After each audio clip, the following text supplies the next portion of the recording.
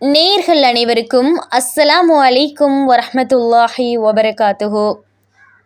மதீனாவில் நடைபெற்ற உண்மை சம்பவம். கேரளா மாநிலம் கொல்லம் மாவட்டத்தில் உள்ள கருணாகப்பள்ளி கிளாப்பனை முஸ்லிம் ஜமாத்தைச் சேர்ந்தவர் கபீர். இவரது மகள் ஷஹ்னா வயது 32 சில தினங்களுக்கு முன் மதீனாவில் வைத்து மரணமடைந்தார். ஷஹ்னாவின் கணவர் ஷமீர் வெளிநாட்டில் சவுதி அரேபியா ரியாத்தில் வேலை செய்து வருகின்றார். இந்த தம்பதிகளுக்கு குழந்தை கிடையாது. பிப்ரவரி மாதம் ஷஹ்னா தனது கணவர் வேலை செய்யும் இடத்திற்கு பயணமானார். சில தினங்களுக்கு பின்னர் அவரது கணவரின் வேலை மதீனாவிற்கு மாற்றப்பட்டது. வேலை நிமித்தம் இருவரும் மதீனாவிற்கு வந்தனர்.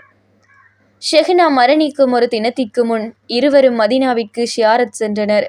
ஷியாரத்தின் வேளையில் ஷமீர் மனைவியிடம் சொன்னார், உனக்கு முன்னாலே நான் மரணித்தால் என்னை இங்கே நல்லடக்கம் செய்ய வேண்டும். உடனே குறுக்கிட்டு ஷஹ்னா கணவரிடம் சொன்னார், உங்களுக்கு முன் நான் தான் மரணிப்பேன். நான் மரணித்தால் நீங்கள் என்னை இங்கே நல்லடக்கம் செய்ய வேண்டும் என்றார். ஷஹ்னாவுக்கு நீரிழிவு நோய் இருந்து வந்தது. மறுநாள் மதீனாவில் வைத்து தலை சுற்றி கீழே விழுந்து மரணமடைந்தார். இன்னா லில்லாஹி வ இன்னா இலைஹி ராஜிஊன். அல்லாஹ்வின் விதியை பார்த்தீர்களா? அவரை அங்கே நல்லடக்கம் செய்வதற்கான வேலைகள் நடந்து கொண்டிருக்கின்றது. அப்போது திடீரென பிறந்த 3 தினங்களாகி மரணமடைந்த ஒரு குழந்தையை சிலர் கொண்டு வருகின்றனர். அந்த குழந்தையை ஷஹ்னாவின் கபருக்குள் அவரது நெஞ்சோடு சேர்த்து வைத்து அடக்கம் செய்தனர்.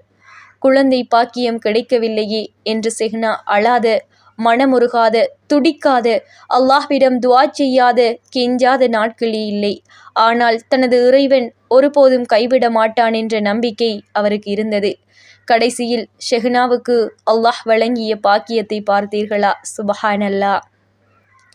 நல்ல இடத்தில் நல்ல மாதத்தில் நாயகத்தின் தங்க பூமியில் நபித்தோழர்கள் நல்லடக்கம் செய்யப்பட்டிருக்கும் மகத்தான பூமியில் சங்கையான தினத்தில் வல்லோன் அல்லாஹ் ஷஹ்னாவுக்கு பிஞ்சு பைத்தலை கொடுத்து அவளது நெஞ்சோடு சேர்த்து வைத்து கருணை காட்டியுள்ளான். நினைத்தால் ஆச்சரியமாக இருக்கின்றது. சுபஹானல்லாஹ். எல்லாம் அவன் செயல். யா அல்லாஹ், எங்கள் மீதும் உனது வற்றாத கருணையை பொழியச் செய் ரஹ்மானே, பெரியோனே, ரஹீம். ஆமீன்.